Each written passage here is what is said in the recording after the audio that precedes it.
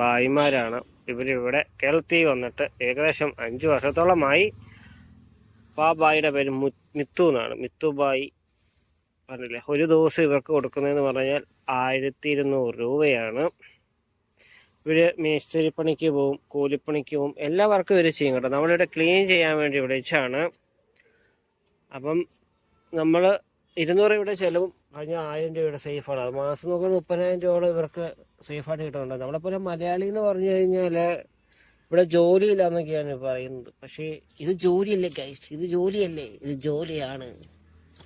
കാരണം ഇവരിവിടെ വന്ന് കഷ്ടപ്പെട്ട് പൈസ ഉണ്ടാക്കി അവരുടെ നാട്ടിൽ ഹാപ്പി ആയിട്ട് ജീവിക്കും. നമ്മളെപ്പോലുള്ള മലയാളികൾ ദുബായിലും അവിടെയും വിദേശ നാടുകളിൽ പോയിട്ട് ഇതുപോലത്തെ ഓരോ പണി അവിടെ ചെയ്ത് അവിടുത്തെ പൈസ എടുത്ത് നമ്മൾ ഇവിടെ വന്നിട്ട് റിച്ച് കളിക്കുന്നു, റിച്ച് മാൻ ആകുന്നു.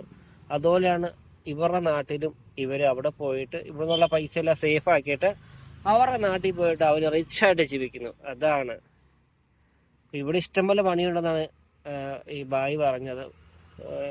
അവധി ദിവസമൊന്നുമില്ല, ഞായറാഴ്ച ദിവസവും വരും. പനിയല്ല അസുഖവും കാര്യങ്ങളൊക്കെ വരുമ്പോൾ മാത്രമേ ലീവ് എടുക്കാറുള്ളൂ പറയാം. അല്ലെങ്കിൽ ഇവർ 365 ദിവസവും അല്ലെങ്കിൽ 12 മാസവും ഇവരിവിടെ പണിയാണ് ഗൈസ്. പണി മടിയില്ലാതെ പണിയുന്നു. നമ്മളെപ്പോലെയുള്ള ആൾക്കാരേ അല്ല.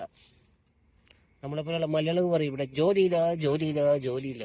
ഇവിടെ വന്ന ഹിന്ദിക്കാരും തമിഴ്മാരും വന്നാണ് പണിയെടുത്ത് പൈസ ഉണ്ടാക്കി പോകുന്നത്. ഇവിടെ മലയാളികൾക്ക് ജോലിയില്ലാതെ മലയാളികൾ കാഴ്ചക്കാരായിട്ട് നിൽക്കുന്നു, കാഴ്ചക്കാരായിട്ട്.